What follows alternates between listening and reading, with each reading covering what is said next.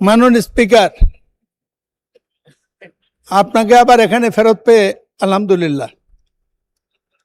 আপনার জন্য অপেক্ষা করছিলাম এই পয়েন্ট অফ অর্ডারটি রেজ করার জন্য। এই সংসদে বেশ কয়েকবার আসার সুযোগ হয়েছে।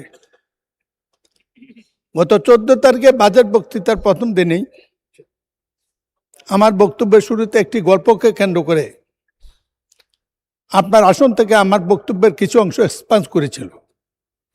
এটা স্পিকারের এখতিয়ার।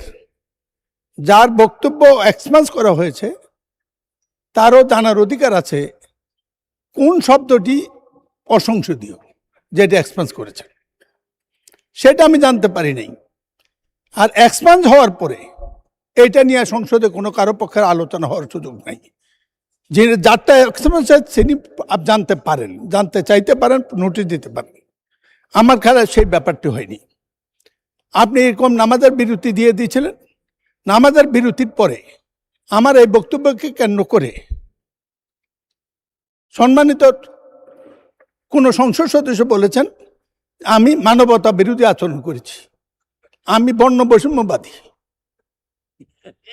মাননীয় স্পিকার, এটা আমার দলেরই এক সদস্য বলেছেন নীল নদের পানি যেমন নীল হয় না, সকলে দাঁড়িয়ে রাখলেও নাকি মুসলমান হয় না। আমার ধর্ম বিশ্বাসে আঘাত করেছে, আমার ইজ্জতে আঘাত করেছে। আপনাকে 302 দ্বারা আমি নোটিশ দিয়েছিলাম জানার জন্য যে আমার কোন শব্দটা এক্সপান্স হয়েছে। এটা এই বয়সে আমার জানার অধিকার আছে। এছাড়াও আরো প্রশ্ন আছে যেগুলো আমি আর আজকে তুলতে চাই না। ইতিমধ্যে হাউস গরম হয়ে গেছে, আমি বললে আরো গরম হইতে পারে সবাই মনে করে। না বলে বলবো, আমার ইজ্জত রক্ষার খাতিরে সংসদের ইজ্জতের খাতিরে, আমার ইজ্জতের খাতিরে, প্রবীণতার ইজ্জতের খাতিরে আমাকে বলতে হবে আমি কোন শব্দটা অসংসদীয় বলেছি। 1, 2, পরে যারা বক্তব্য দিল, আমার পক্ষে যারা দাঁড়িয়েছে তাদেরকে বক্তব্য দিতে দেওয়া হয় নাই। ব্রেকের পরে যাদেরকে বক্তব্য দেওয়া হলো আমার দল সহ কয়েকজন আমার দাড়ি নিয়ে কটাক্ষ করেছে, আমার বিশ্বাসের আঘাত এনেছে। দাড়ি কারো ব্যক্তিগত ব্যাপার না, দাড়ি নবীর সুন্নত। এই নিয়ে কটাক্ষ করার এখতিয়ার এই সংসদে কেন বাইরেও কাউকে দেয়নি। আমি বিচার চাই। মাননীয় স্পিকার, আমার নোটিশ দিয়েছি 300 দ্বারা। আমি আশা করি এটার আনুষ্ঠানিক জবাব আমি পাবো। ধন্যবাদ মাননীয় স্পিকার। মাননীয় সদস্য, এই ঘটনা যখন ঘটেছে সে সময় আমি সংসদে ছিলাম না। আমি কার্যপ্রণালী বিধি পরীক্ষা করে দেখব, সেখানে যদি অসংসদীয় কোনো কিছু থাকে, আপনাকে জানানোর মতো কোনো বিষয় থাকে, সেটি জানানো হবে।